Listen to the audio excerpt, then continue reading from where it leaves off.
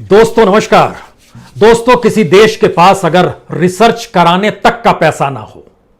और department of science and technology हो, चाहे डिपार्टमेंट ऑफ बायोटेक्नोलॉजी हो, चाहे department of scientific and industrial research के जिक्र ही क्यों ना हो, लेकिन उसके लिए भी अगर बजट ना हो तो उस देश के भीतर में जो भी छात्र पढ़ाई कर रहा होगा वह उस देश में कितने दिन टिकेगा और कितनी बड़ी तादाद में इस देश के भीतर में हायर एजुकेशन हासिल करने के बाद छात्र छोड़कर चला जाएगा, वह भी मेडिकल के क्षेत्र में, साइंस के क्षेत्र से जुड़े हुए छात्र। और इन्हीं सब के बीच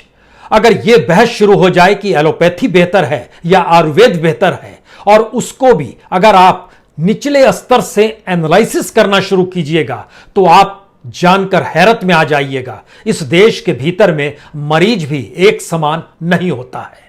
असमानता का भाव इस देश के इलाज में है और इलाज पद्धति में है। एलोपैथी को 30 लाख वाला एक मरीज चाहिए जो कि एक ऑपरेशन के पैसे 30 लाख रुपए दे सके। दूसरी तरफ आयुर्वेद को 30 लाख लोग चाहिए जो 30-30 रुपए का चूर्ण भी खरीद सके। सवाल यह है कि जो पद्धति भारत के भीतर में इलाज के लिए अपनाई जाती है, क्या वाकई वह इलाज के लिए है या वह भी एक बिजनेस है,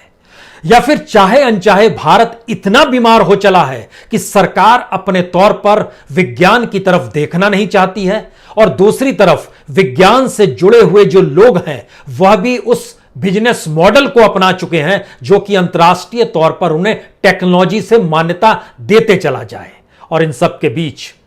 जो खास तौर से